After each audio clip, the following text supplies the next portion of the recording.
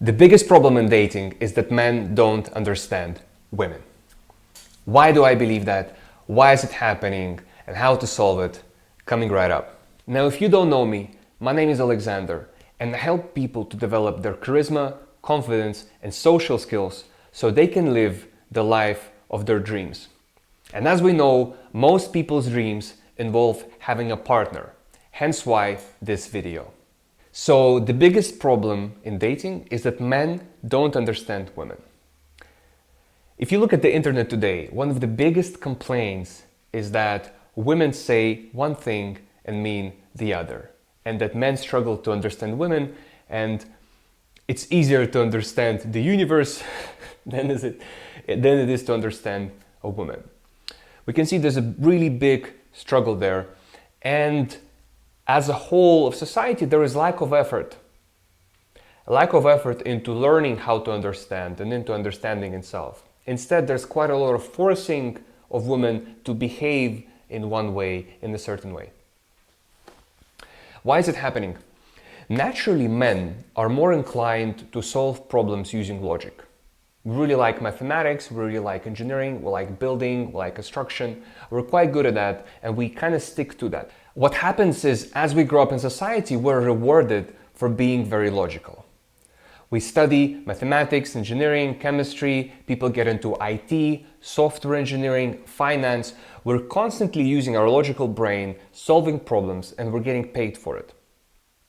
And we're actually being punished for being emotional, for saying how we feel, especially at high performance jobs. We're just not being rewarded for that part. And that becomes a problem when we get into relationships as men. Because we expect our partner to say exactly what they want, clear, black and white, because that's how we're used to communicating in a business place, at our work. It is a problem because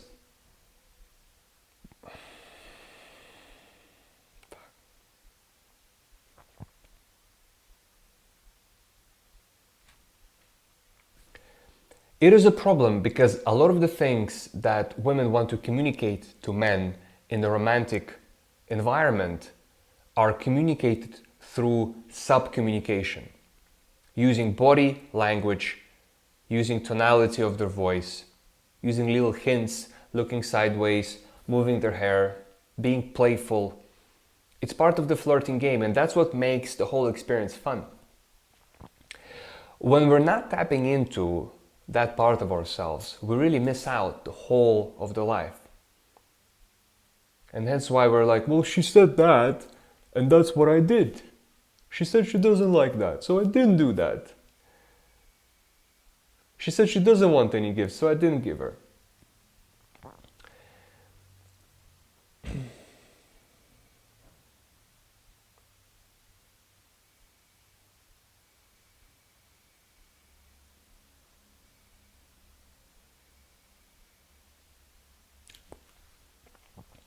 The reason we're having this problem is because all of the communication, the reason we're having these problems is because all of the sub-communication goes over our heads.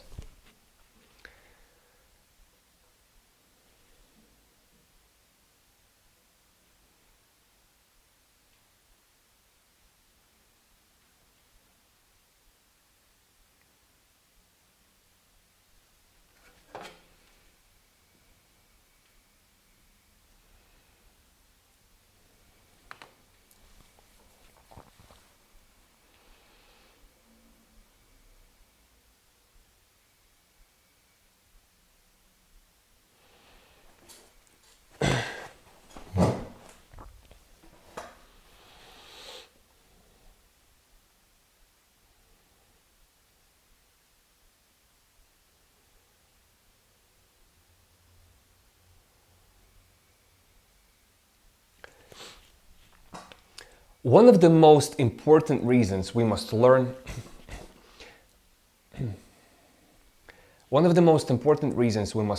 to understand women is because they have a slightly different intelligence to them, as in they understand the science of life making.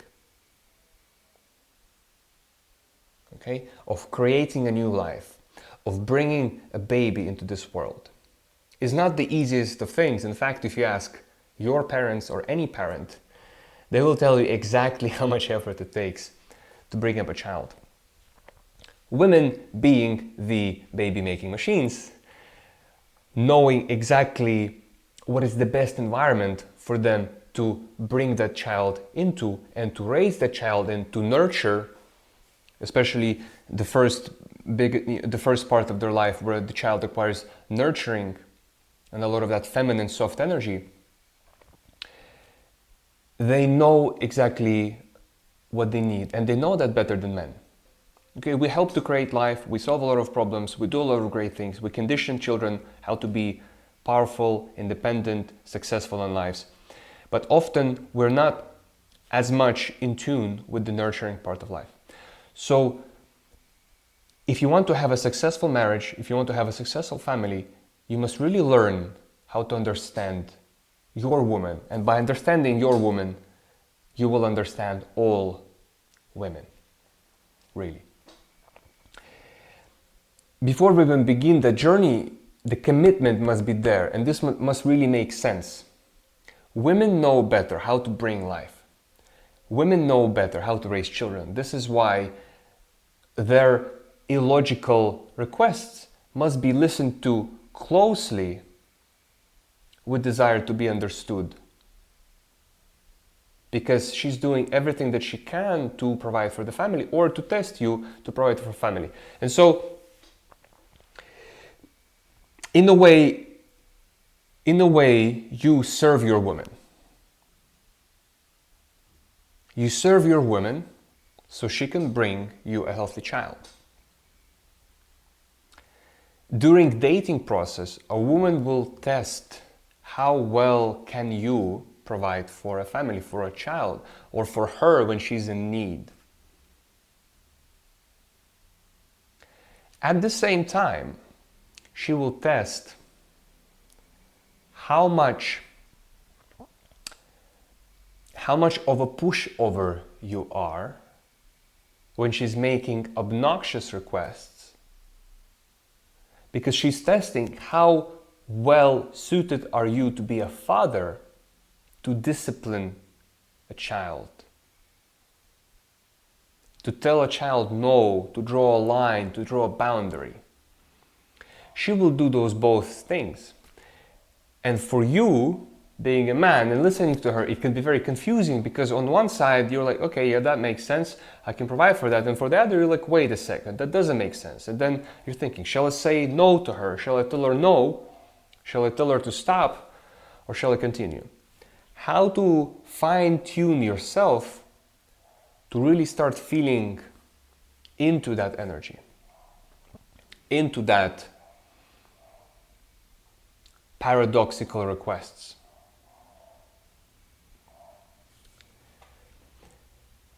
Men must really understand that the mind is not just the brain, but it's the body as well.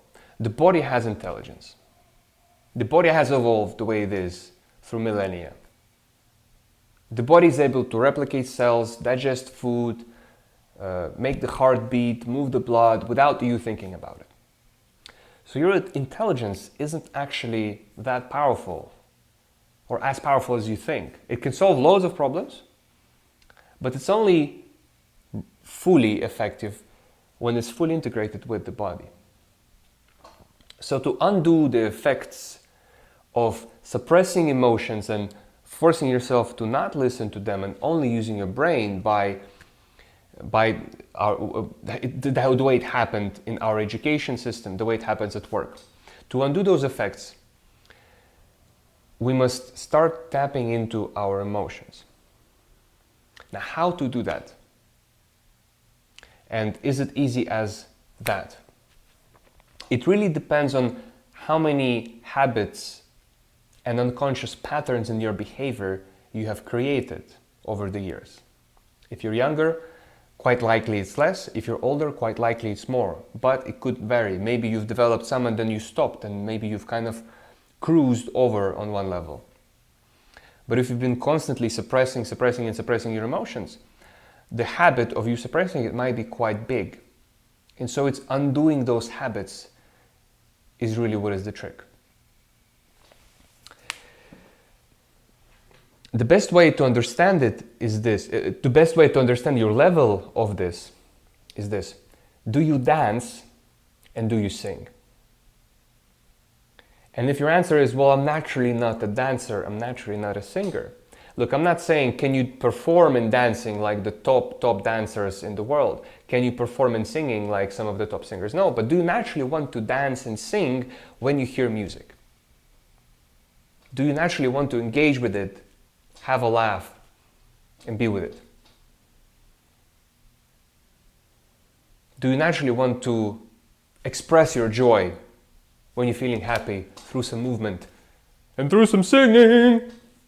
Is that something you want to do? Or is that something like so far away in your reality that you say, oh, I'm not really a dancer, I'm not really a singer? Everybody wants to dance and celebrate. Not everybody, but everybody. Right? Your body is made like that, that when it hears a beat, toots, toots, toots, or it wants to move, it wants to groove. It's just there, it's a given. And if you look at young children, babies, young children, teenagers, they all pretty much like to dance, especially before they hit puberty, before they stop suppressing their sexual energy. Every kid wants to dance and joyfully celebrate. And maybe if they know how to move, they're just jumping up and down, and making noises, because that's the best they can do in the moment.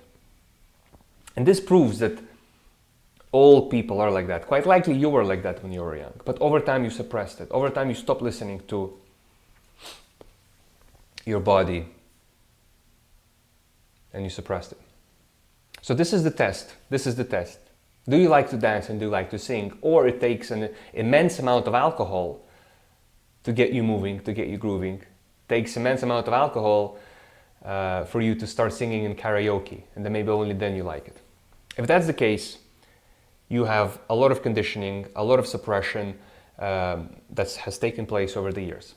And this will be in the way of you understanding other people, all including men and women, but specifically your partner in a dating situation. Once we've established where you are with this, how can we solve it? The best way, and probably the simplest way to begin, is to trigger a response. That means maybe force yourself to dance a little bit and then see how you feel inside. What emotions is it bringing up? The same way you can force yourself to sing, la la la la la. You can force yourself to sing and see what emotions is it bringing up. Is it making you feel tense? The trick here is not to stay with your thoughts, but to be with your emotions. To be with your emotions. And what does that mean? To be with the sensation. There's like a physical sensation in the body, a tightness, warmth, fire, something else, but you can feel it. It's pretty much like like a physical feeling. Instead of getting stuck in your thoughts, oh my God, this is bad, this is good, am I sounding terrible, am I looking stupid, are these people looking at me, oh I'm too old to dance, this is ridiculous, I'm not 12 anymore, this, that. Instead of getting stuck in those thoughts, bring your attention to the body, bring your awareness to the body, stay with the sensation and discomfort and start letting it go. And I will make another video on how to do that in detail. But at the moment, this is the thing. And there are many other mechanisms of letting go. Bioenergetics, yoga really helps. There are some types of physical therapy, as in not therapy for injuries, but therapy that involves physicality that help with that. And that is the beginning of your true access to freedom. Now, for some of you, it might be even simpler. If you just force yourself to dance and relax into it, by doing that continuously, you will be able to tap into that body's intelligence. By forcing yourself to sing, or maybe by learning how to sing, or maybe by getting over these obstacles from creativity, from creative expression, you can start reconnecting to that part of you. Some people say some people are left brain, right brain. You know, I see it's more like a body mind. You know, you start integrating your body into that. Becoming a little bit more artistic, a little bit more creative will help you tap into that field.